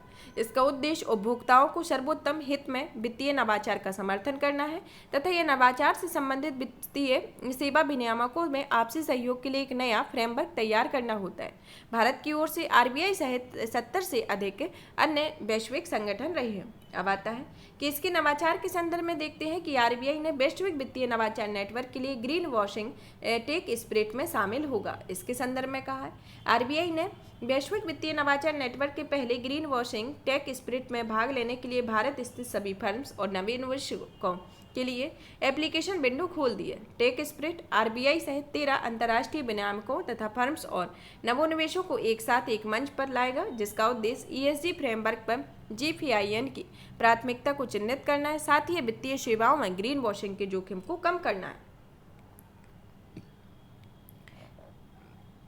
ग्रीन वॉशिंग प्रचार का एक तरीका होता है जिसमें कोई कंपनी अपने उत्पादों, गतिविधियों या नीतियों को पर्यावरणीय और सामाजिक दृष्टि से सकारात्मक या अनुकूल अथवा पर्यावरणीय या सामाजिक क्षति न पहुंचाने वालों के रूप में प्रस्तुत करती है, जबकि वास्तविकता इसके विपरीत होती है। ESG फ्रेमवर्क हितधारकों को यह समझाने में मदद करता है जिसमें कोई संगठन ESG मानदंडों से संबंधित जोखिमों और अवसर का प्रबंधन कैसे कर रहे हैं। भारत सेबी द्वारा business responsibility and sustainability reporting framework की शुरुआत के साथ साथ धीरे धीरे ESG विनियमित की ओर बढ़ रहा है तथा BRSR का उद्देश्य व्यवसाय के वित्तीय परिणामों और उसके ESG प्रदर्शन के बीच संबंध स्थापित करना है। BRSR यह 2022-23 में 1000 सूचीबद्ध कंपनियों के लिए अनिवार्य कर दिया गया हुआ है। अब आता है प्लास्टिक प्रदूषण पर UNEP की रिपोर्ट के संदर्भ में। संयुक्त राष्ट्र पर्यावरण कार्यक्रम की एक रिपोर्ट में प्लास्टिक प्रदूषण को समाप्त करने के लिए एक चक्रीय अर्थव्यवस्था को अपनाने पर बल दिया गया है।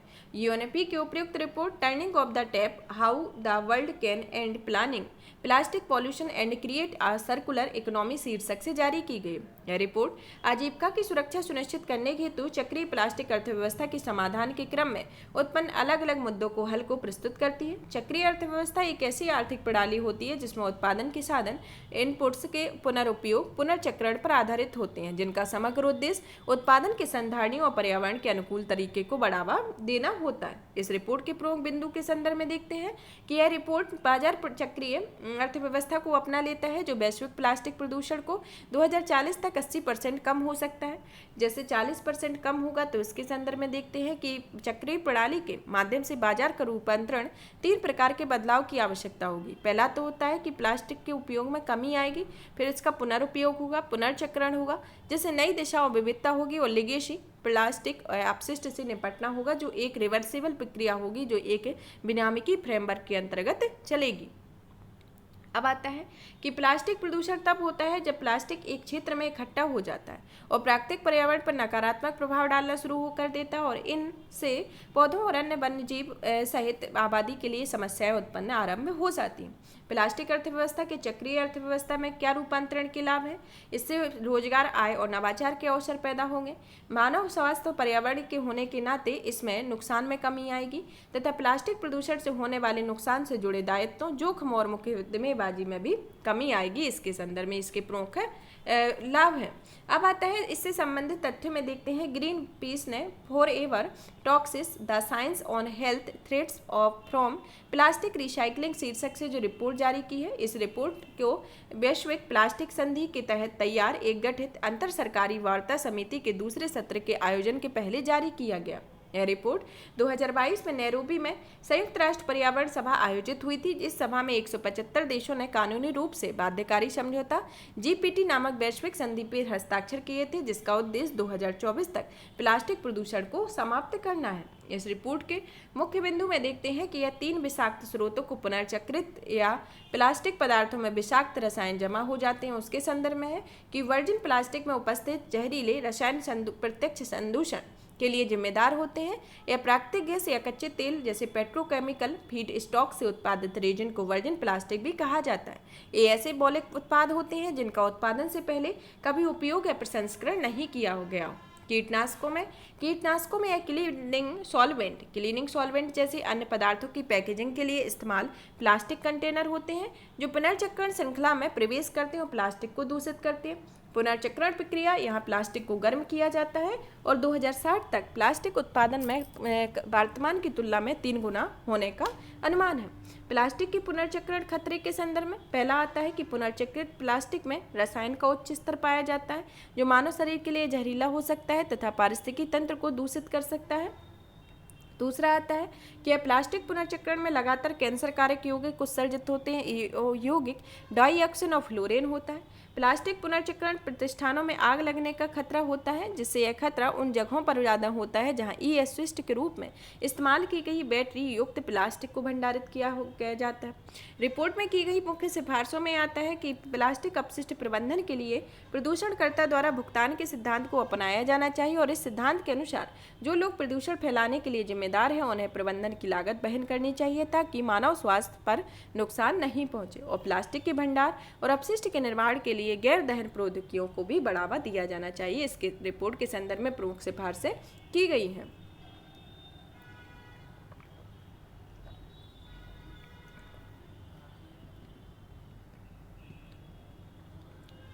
अब आता है जीरो वेस्ट के लिए वन स्टॉप सेंटर के बारे में। सरकार रिड्यूस, रिसाइकल, रीयूज नामक वन स्टॉप सेंटर लॉन्च करने जा रही है। इस सेक्टर पर नागरिक, वाणिज्यिक उद्यम आदि अपने उपयुक्त या उपयोग की जा सकी प्लास्टिक की वस्तुओं, कपड़ों, जूतों, किताबों और खिलौनों को जमा करा सकेंगे। इस तरह से ये वन स्टॉप समाधान के रूप में कार्य करेंगे। इन वस्तुओं को अलग अलग हितधारकों के पास भेजा जाएगा। हितधारकों द्वारा इन वस्तुओं को फिर से उपयोग के लिए नवीनीकृत किया जाएगा और नए उत्पादों को बनाया जाएगा। इससे चक्रीय अर्थव्यवस्था को बढ़ावा मिलेगा। इससे RRR रिड्यूस, रीयूज, रिसाइकल को केंद्र सरकार के स्वच्छ भारत मिशन शहरी 2.0 के तहत एक राष्ट्रव्यापी अभियान मेरी लाइफ मेरा स्वच्छ शहर के हिस्से के रूप में स्थापित किया जाएगा। अब आता है जलवायु के लिए ऋण स्वैप के बारे में। जलवायु के लिए ऋण स्वैप का एक प्रकार का ऋण स्वैप है। इसके लिए ऋण देशों अपने बाह्य ऋण का विदेशी मुद्रा में भुगतान करने की बजाय अपने ही देश में जलवायु परिवर्तन परियोजनाओं के वित्त पोषण के लिए स्थानीय मुद्रा में भुगतान करता है। यह कार्य ऋणी और ऋणदाता के मध्य आपसी रूप से सहमति शर्तों के तहत किया जाता है। इससे ऋण का पुनर्गठन करने वाले एक साधन के रूप में प्रस्तुत किया जाता है, जिसका उद्देश्य यह है कि यह ऋणग्रस्त देशों को अपने देश में जलवायु संबंधी समस्याओं से निपटने के लिए अतिरिक्त ऋण न लेना पड़े। इसका पहली बार उपयोग लैटिन अमेरिका में 1980 के दशक में किया गया। यह ऋण संबंधी राहत उपायों के लिए निम्न और मध्यम आय वाले देशों के बीच अपेक्षाकृत अधिक लोकप्रिय हो गया है। DFC स्वैप का उपयोग निम्नलिखित परिणाम प्राप्त करने के लिए किया जा सकेगा, जिसके अंतर्गत पहला आता है कि जलवायु संबंधी व्यय में वृद्धि करने के लिए, दूसरा आता है अर्थव्यवस्था में सुधार को बढ़ावा देने के लिए, तीसरा आता है बाह्य संप्रभु ऋण में कमी लाने के लिए और चौथा आता है कि विकसित राष्ट्र की वैश्विक प्रतिबद्धता को पूरा करने के लिए। जो DFC स्वैप मुख्यतः पेरिस समझौते और Glasgow financial alliance for net zero के हस्ताक्षरकर्ता देशों के एक साधन के रूप में काम करता है। DFC स्वैप का उपयोग हस्ताक्षरकर्ता देश विकासशील देशों के स्वच्छ और जलवायु अनुकूलन भविष्य का निर्माण करने वाले प्रयासों में वित्तीय सहायता प्रदान करके अपने वैश्विक प्रतिबद्धता को पूरा करने में मदद कर सकेंगे। अब आता है जलवायु परिवर्तन और मुद्रास्फीति के संदर्भ में कि यूरोपीय सेंट्रल बैंक द्वारा प्रकाशित एक रिपोर्ट के अनुसार जलवायु परिवर्तन से हर साल वैश्विक मुद्रास्फीति में 1% अंक की वृद्धि होती है। इस महंगाई का मुख्य कारण खाद्य पदार्थों का महंगा होना है और इस रिपोर्ट के अनुमान है कि बढ़ते तापमान से वार्षिक मुद्रास्फीति में वृद्धि होगी, जो 2030 तक 0.32 से 1.18% से अधिक तक होगी। इस उपभोक्ताओं और उन नीति निर्माताओं के सब चुनौतियां भी पैदा होंगी जो मुद्रास्फीति के निम्न स्तर को बनाए रखने का प्रयास करते हैं। इस तरह का यह विश्लेषण IMF की हालिया report eye of the storm the impact of climate shocks on inflation and growth में प्रस्तुत किया गया था। जलवायु जनित प्राकृतिक आपदा का कई माध्यमों के माध्यम से मुद्रास्फीति और समृद्धि का अलग अलग विपरीत प्रभाव पड़ता है। इसके निम्नलिखित पॉइंट शामिल हैं। पहला आता है कि आर्थिक गतिविधियों में गिरावट लाना तथा श्रम उत्पादकता में कमी होना है, धन और आय में कमी करना और इस प्रकार उपभोग और निवेश में कमी होता है। परिवहन अवसंरचना और वितरण लागत का प्रभावित होना इसके संदर्भ में इसके प्रमुख बिंदु है। अब आता है कोर और खाद्य मुद्रास्फीति पर मौसम से संबंधित आघातों का प्रभाव देश के समूह में परिणाम और पैटर्न से महत्वपूर्ण भूमिका निभाता है तथा जलवायु आघातों के प्रति मुद्रास्फीति और समृद्धि संबंधी प्रतिक्रिया के अलग अलग पैटर्न से किसी देश के भीतर समाज के विभिन्न वर्गों के अनुभव को की जाने वाली मुद्रास्फीति या आय के वृद्धि स्तर को अधिक विविधता आएगी। अब आता है लक्ष्य 1.5 डिग्री सेल्सियस के संदर्भ में कि विश्व मौसम संगठन ने the global annual to decadal climate update 2023 से 2027 और स्टेट ऑफ ग्लोबल क्लाइमेट 2022 से 2 रिपोर्ट जारी की है। इस रिपोर्ट के अनुसार 2027 तक वैश्विक औसत तापमान में 1.5 डिग्री सेल्सियस तक बढ़ सकता है। 2015 के पेरिस समझौते के समत पेरिस समझौते के तहत पक्षकारों ने औसत तापमान में वृद्धि को पूर्व औद्योगिक स्तरों पर 2 डिग्री सेल्सियस से नीचे तक सीमित रखने का संकल्प लिया था। हालांकि वर्तमान लक्ष्य औसत ताप वृद्धि को 2100 तक 1.5 सेल्सियस बनाए रखा है। इसका लक्ष्य 2018 में जलवायु परिवर्तन पर एक अंतर सरकारी पैनल ने एक वैश्विक लक्ष्य के रूप में समर्थन दिया था। हालांकि यह लघु द्वीपीय देशों के 2 डिग्री सेल्सियस का लक्ष्य स्वीकार नहीं किया गया था और इनके अस्तित्व के समक्ष खतरा पैदा हो सकता था, जिसमें 1.5 डिग्री सेल्सियस के लक्ष्य से पृथ्वी को लगातार तीव्र हीट वेव, सूखा, भारी वर्षा, समुद्री जल स्तर में वृद्धि और अधिक जलवायु संकटों से प्रभावित होने से बचाया जा सकता है।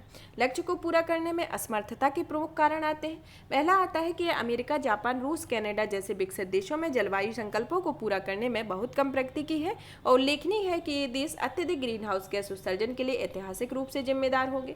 कोविड-19 महामारी के प्रभाव को कम करने के लिए शुरू किए गए बिल्ड बैक समाधान संधारणीय नहीं है। अब आता है आर्कटिक एम्प्लीफिकेशन के बारे में। आर्कटिक एम्प्लीफिकेशन हाल ही में विश्व मौसम संगठन के एक अध्ययन में इस बात को उजागर किया गया है कि आर्कटिक क्षेत्र में तापमान में असामान्य रूप से अत्यधिक वृद्धि हो रही है। आर्कटिक क्षेत्र वैश्विक औसत की तुलना में कम से कम दोगुना गर्म हो गया है। ध्रुवों उष्ण कटिबंधों के बीच तापमान वृद्धि में अंतर को आर्कटिक एम्प्लीफिकेशन के रूप में जाना जाता है। आर्कटिक विश्व के अन्य हिस्सों की तुलना में तेजी से क्यों गर्म हो रहा है? इसके पीछे क्या कारण है? पहला कारण आता है कि आर्कटिक में हिमावरण पिघल रहा है, जिसके चलते सूर्य का प्रकाश सीधे स्थल भाग या जलीय भाग तक पहुंच रहा है। इस तरह यह क्षेत्र अधिक मात्रा में सूर्य का प्रकाश अवशोषित कर रहा है। दूसरा रीजन आता है कि वायु परिसंचरण की मौजूदा प्रणालियों में उष्णकटिबंधीय क्षेत्रों में ध्रुवों का ऊष्मा का स्थानांतरण है। फिर तीसरा पॉइंट आता है कि अंटार्कटिका की तुलना में आर्कटिक में पोलर एम्प्लीफिकेशन अधिक हो रहा है।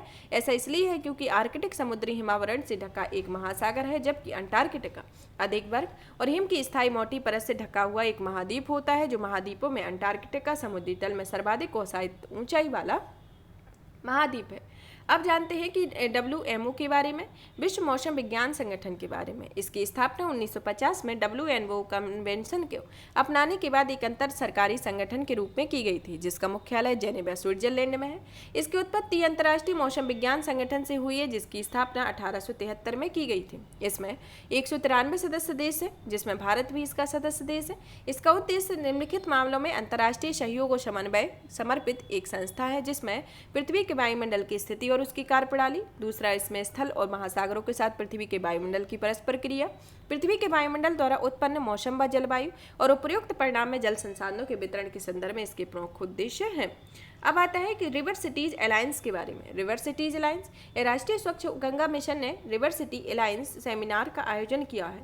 यह सेमिनार नदी तट पर बसे शहरों के लिए एक समर्पित मंच है, जिसका उद्देश्य शहरी नदियों के संधारणीय प्रबंधन हेतु विचार विमर्श करने और चर्चा करने और सूचनाओं के आदान प्रदान को सुगम बनाना है, जिसका विस्तार भारत में नदी तट में 109 शहरों तथा डेनमार्क में एक अंतर्राष्ट्रीय शहर तक को हो गया है। यह अलायंस नदी तट पर एक स्थित भारत के सभी शहरों के लिए खुला है। यह RCA, जल शक्ति मंत्रालय और आवासन और शहरी कार्य मंत्रालय की एक सफल साझेदारी है। अंतर्राष्ट्रीय विमानन के लिए कार्बन ऑफसेट और न्यूनीकरण योजना के संदर्भ में भारत 2027 तक ICAO की अंतर्राष्ट्रीय विमानन के लिए कार्बन ऑफसेट और न्यूनीकरण योजना तथा दीर्घकालीन महत्वाकांक्षी योजना लक्ष्य को शामिल करेगा। यह घोषणा नागर विमानन मंत्रालय ने की है। यह विमानन क्षेत्र में होने वाले कार्बन उत्सर्जन को कम करने ICAO में निम्नलिखित लक्ष्यों को अपनाना है, जिसमें वर्ष 2050 तक 2% वार्षिक दर से ईंधन दक्षता में सुधार करना और वर्ष 2050 तक कार्बन तटस्थ समृद्धि और शुद्ध शून्य उत्सर्जन करना है। ICAO सभा में UNFCCC के पेरिस समझौते का समर्थन करने के लिए LTAG को अपनाया गया है। यह 2050 तक अंतर्राष्ट्रीय विमान क्षेत्र में निवल शून्य कार्बन उत्सर्जन को सुनिश्चित करेगा। LTAG क्या है? LTAG अलग अलग देशों के लिए उत्सर्जन में कमी लाने के लक्ष्यों को रूप में विशिष्ट दायित्वों या प्रतिबद्धताओं का निर्धारण नहीं करता है। हालांकि प्रत्येक देश अपनी राष्ट्रीय समय सीमा और परिस्थितियों के अनुरूप इनमें योगदान देता है। ICAO का मुख्यालय मॉन्ट्रियल, कनाडा में है और इसकी स्थापना 1947 में अंतर्राष्ट्रीय मानक विमानन अभिसमय के तहत की गई थी और इसका अभिसमय 1944 में 54 देशों ने तैयार किया था, जिसमें 193 देश है, जिसमें भारत भी शामिल है, जो संयुक्त राष्ट्र की एक विशेष एजेंसी है, जिसका उद्देश्य वैश्विक नागर विमानन प्रणाली को सतत विकास सुनिश्चित करना है। अब आता है ध्रुवीय ज्योति के बारे में। लद्दाख में भारतीय खगोलीय वेधशाला ने पहली बार ध्रुवीय ज्योति या ऑरोरा की एक दुर्लभ घटनाओं को सफलतापूर्वक दर्ज किया। आईओ लद्दाख के चांगथांग के हनले की घाटी में सरस्वती पर्वत पर समुद्र तट से लगभग 14,800 फीट की ऊंचाई पर स्थित है। ध्रुवीय ज्योति एक प्रकार का चुंबकीय तूफान होता है जिसकी परिघटना सूर्य की प्लाज्मा तरंगों पृथ्वी के चुंबकीय क्षेत्र के मध्य परस्पर क्रिया के कारण घटित होती है। कोरोनल मास इंजेक्शन की परिघटना के दौरान सूर्य से अरबों की संख्या में आवेशित कण निकलकर अत्यंत उच्च गति से अंतरिक्ष में फैल जाती है। इन आवेशित कणों की गति कभी कभी लगभग 3 मिलियन किलोमीटर प्रति घंटे तक पहुंच जाती है और इस क्रम में ये कण पृथ्वी के चुंबकीय क्षेत्र से टकराती है तो पृथ्वी के चुंबकीय क्षेत्र में व्यवधान पैदा होता है और इसके परिणाम स्वरूप हमें ध्रुवीय प्रकाश की परिघटना देखने को मिलती है। अब जानते हैं कि इस परिघटना में अधिकांशतः उच्च अक्षांशों और पृथ्वी के ध्रुवों के समीप स्थित अलास्का, कनाडा, अंटार्कटिका जैसे स्थानों को देखा जा सकता है तथा ध्रुवीय ज्योति की परिघटना दिन के किसी भी समय पर घटित होती है, लेकिन अंधेरे में होने पर इसे बिना किसी उपकरण की आंखों से प्रत्यक्ष रूप से देखा जा सकता है। अरोरा या ध्रुवीय ज्योति के लिए परिस्थितियां जैसे स्वच्छ आकाश का होना, बादल की अनुपस्थिति का होना और पूर्ण अंधेरा होना, जिससे इसकी स्थिति स्पष्ट तौर पर दिखाई जाती है। अब आते हैं सन हेलो के बारे में। सन हेलो उत्तर भारत में सन हेलो या सूर्य के प्रभामंडल में यह घटना देखी गई है। सन हेलो या सूर्य के प्रभामंडल के बारे में, यह एक बहुरंगी प्रकाशमय वलय होता है जो सूर्य के चारों ओर वृत्त के रूप में इंद्रधनुष की तरह दिखाई देता है। इसे 22 डिग्री हेलो भी कहा जाता है क्योंकि इसकी वृत्त की त्रिज्या हमेशा लगभग 22 डिग्री होती है। हेलो या प्रभामंडल के निर्माण के बारे में, हेलो पृथ्वी से 20,000 फीट या उससे अधिक ऊंचाई पर गति करने वाले उच्च या पतले पछाप बादलों का संकेतक होते हैं। इन बादलों में लाखों की संख्या में षष्ठकोणीय आकार में हिम के क्रिस्टल होते हैं। षष्ठकोणीय हिम क्रिस्टल पक्षाप बादलों में पाए जाते हैं और ये पतले और बिखरे हुए बादल होते हैं।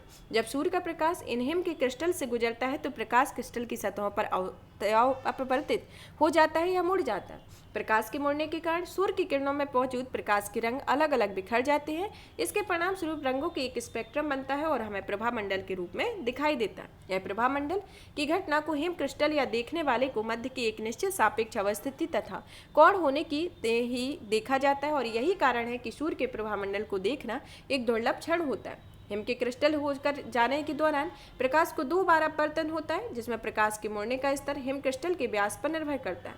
22 डिग्री हेलो प्रकाश हिम के क्रिस्टल में एक तरफ से प्रवेश करता है तो दूसरी तरफ से बाहर निकलता है। इस प्रकार प्रकाश का प्रवेश या निकास दोनों समय का अपवर्तन होता है। इंद्रधनुष की तरह ही सूर्य और चंद्रमा के प्रभामंडल देखने वाली सापेक्ष अवस्थिति पर निर्भर करते हैं, इसलिए देखने वाले एक को अपनी सापेक्ष स्थिति के आधार पर हिम के क्रिस्टल के आधार पर यह निर्मित होती है। और तथा हेलो जैसी वायुमंडलीय प्रकाशीय परिघटनाओं का उपयोग मौसम की जानकारी संबंधी विद्या या पारंपरिक ज्ञान के हिस्से के रूप में किया जाता है और यह मौसम विज्ञान के विकसित होने के पहले इस परिघटना को देखकर मौसम का पूर्वानुमान भी लगा सकते हैं। इसके साथ ही अक्सर लोग इससे संकेत मिलता है कि अगले 24 घंटों के भीतर वर्षा होगी या ऐसा इसलिए क्योंकि हेलो का निर्माण करने वाले पच्छाव स्तरी में एक निकट भविष्य में चक्रवात के आगमन के सूचक होते हैं। अब आता है विश्व का दूसरा सबसे गहरा ब्लू होल मैक्सिको में भेजा गया। वैज्ञानिकों ने मैक्सिको में युकाटन प्रायद्वीप के तट पर एक विशाल सिंक होल का पता लगाया। यह युकाटन प्रायद्वीप के बारे में देखते हैं। इसके साथ ही कि यह युकाटन प्रायद्वीप कहाँ पर है, इसकी अवस्थिति देखते हैं कि यहाँ पर है कि यहाँ कैरिबियन सी है, यहाँ पर गल्फ ऑफ मैक्सिको है, यहाँ यह युकाटन प्रायद्वीप है। युकाटन प्रायद्वीप एक मध्य अमेरिका में स्थित एक प्रायद्वीप है जो मैक्सिको की खाड़ी और कैरिबियन सागर को अलग करता है। इस प्रायद्वीप में मैक्सिको, ग्वाटेमाला और बेलीज के यह कुछ हिस्से इसमें शामिल हैं। मैक्सिको में स्थित ब्लू होल को तामजा नाम दिया गया है जिसका मायान भाषा में गहरा पानी होता है और ये ब्लू होल वास्तव में पानी के नीचे एक विशाल सिंक होल होते हैं जो सैकड़ों मीटर लंबा और शहरों से भी बड़े क्षेत्र वाला फैला हुआ है। इसकी ऊंचाई गगनचुंबी की इमारतों के बराबर होती है। यह ब्लू होल का नाम एक नीले रंग के मध्य भाग और उसके हल्के नीले रंग की परिधि के कारण रखा गया है जिसका निर्माण हिमयुग में हुआ था और जो समुद्र जल स्तर में वर्तमान में 100 से 120 मीटर तक है। ड्रैगन होल या लॉन्ग डॉग पृथ्वी का सबसे गहरा या ब्लू होल होता है। यह दक्षिणी चीन सागर में स्थित होता है जिसकी गहराई 980 फीट होती है।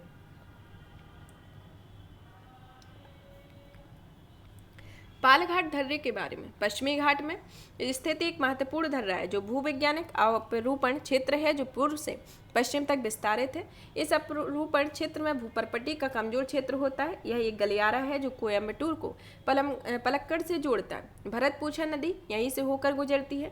पालघाट दर्रे की उत्पत्ति ऑस्ट्रेलिया और अफ्रीका के गोंडवाना भूभाग से अलग होने के कारण महाद्वीपीय शेल्फ के प्रवाह से हुई है। पालघाट दर्रे में उत्तर में स्थित पश्चिम घाट से वार्षिक रूप से अधिक वर्षा होती है और दक्षिण भाग में वर्ष पर समान मात्रा में वर्षा होती है।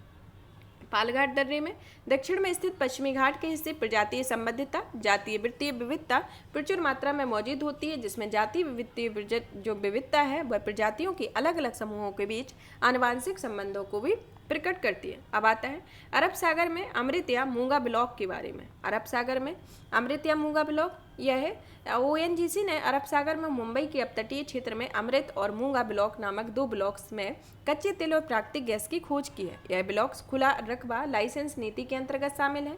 इस नीति के अंतर्गत इसको हाइड्रोकार्बन अन्वेषण और लाइसेंसिंग नीति के तहत शुरू किया गया है, जिसके तहत हाइड्रोकार्बन अन्वेषण करने वाली कंपनी सरकार से औपचारिक बोली दौर की प्रक्रिया किए बिना स्वयं अन्वेषण ब्लॉक्स का चयन करती है। OALP के तहत तेल और gas, coal bed methane, gas hydrate जैसे हाइड्रोकार्बन के अन्वेषण का इच्छुक बोलीदाता किसी भी नए ब्लॉक्स की खोज के लिए सरकार के पास आवेदन कर सकता है। और हेल्प 2016 में पेट्रोलियम और प्राकृतिक गैस मंत्रालय के द्वारा शुरू की गई एक अन्वेषण और उत्पादन नीति है। यह नीति भारत के अन्वेषण और उत्पादन के सुधार के लिए नई अन्वेषण लाइसेंसिंग नीति की जगह लाई गई है। भारत सरकार का लक्ष्य भारत में अन्वेषण क्षेत्र को 2025 तक 0.5 मिलियन वर्ग किलोमीटर और 2030 तक 1.0 मिलियन वर्ग किलोमीटर बढ़ाने का लक्ष्य है। इसके महत्वपूर्ण डेटा में देखते हैं कि पेट्रोलियम और प्राकृतिक गैस मंत्रालय के अनुसार भारत विश्व का ऊर्जा का तीसरा बड़ा उपभोक्ता है, कच्चे तेल का तीसरा बड़ा उपभोक्ता, चौथा सबसे बड़ा तेल शोधनकर्ता, पेट्रोलियम उत्पादों में छठा सबसे बड़ा आयातक और पेट्रोलियम उत्पादों का 7वां बड़ा निर्यातक इसके संदर्भ में है।